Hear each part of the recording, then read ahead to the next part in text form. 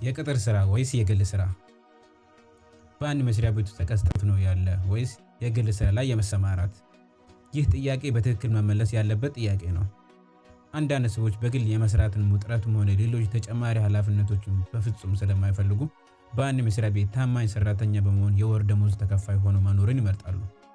ሌሎች ደግሞ በአንድ መስሪያ ቤት ቅጥረኛ ሆነው መስራት ጊዜን ከዚያ ወጥተው በግላቸው ቢሰሩ ብዙ ሊሻሻሉ እንደሚችሉ ያስባሉ። በሁለቱ ሀሳቦች መካከል ለመምረጥ ስታስብ በምርጫ ላይ ተጽዕኖ የሚያመጡ ሁለት ሁኔታዎች አሉ። አንደኛው የገቢ ሁኔታ ነው። ምናልባት በግል መስራት የምትመርጠው ተቀጥረህ ስትሰራ የበለጠ ማግኘት እንደምትችል ስለምታስብ ይሆናል።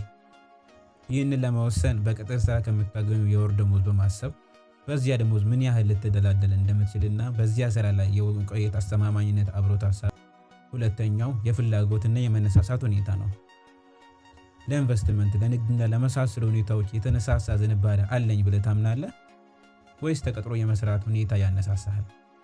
ይህ የምርጫ ጉዳይ ነው። ምርጫ ግን የውስጥ እርካታን ከገቢ ጣዕም ሊሆን ግድ ይለዋል። አንደኛው የቅጥር ስራ ነው። በርካታ በገንዘብ የመበልጸግ ስልክ የሚያስተምሩ አዋቂዎች አንድ ሰው በገንዘብ ለመበልጸግ ከፈለገ ከቅጥር ስራ መውጣት አለበት ብሎ ያስተምራሉ። ይህ ትምህርት ግን ከፍላጎትና ከገቢ ምንጭ አንጻር ሊታይ የሚገባው ትምህርት ነው። የመስራት ከሆነ ውሳኔ ሙሉ ሚዛናዊ እንዲሆን ልታስገባባቸው የሚገቡ ነጥቦች አሉ። ለምሳሌ ዋና ዋናዎቹን ጠቀስ ስናደርግ የተሰማራህበትን የስራ መስክ የመውደድና የውስጥ እርካታን ከማግኘት ሁኔታ ጋር፣ የተሰማራህበት የስራ መስክ በማሻሻል ተልዕኮ እንዳለ የግል ስራ ለመጀመር እስክትችል ድረስ በቅጥረኝነት የመቆየት የመፈለግን ሁኔታና በስራ ከምታገኘው ገቢ ራስህን ሆነ ቤተሰብን ለመደገፍ ለማደላደል የመቻል ሁኔታ። እነዚህ ሁኔታዎች በሚገባ አስበህባቸው ምርጫ በቅጥር ስራ የመሰማራት ከሆነ በዚያ መስክ የመሰማራት መብቱ ያንተ ነው። ሁለተኛው ደግሞ የግል ስራ ነው።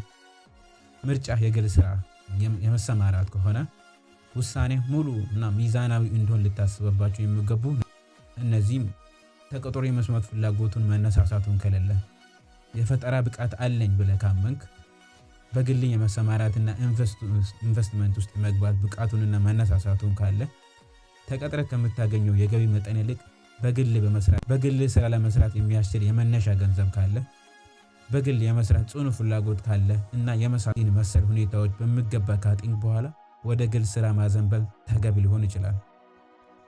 ሶስተኛው ደግሞ እነኚህን ሁለቱም ውህደት አንድ ላይ።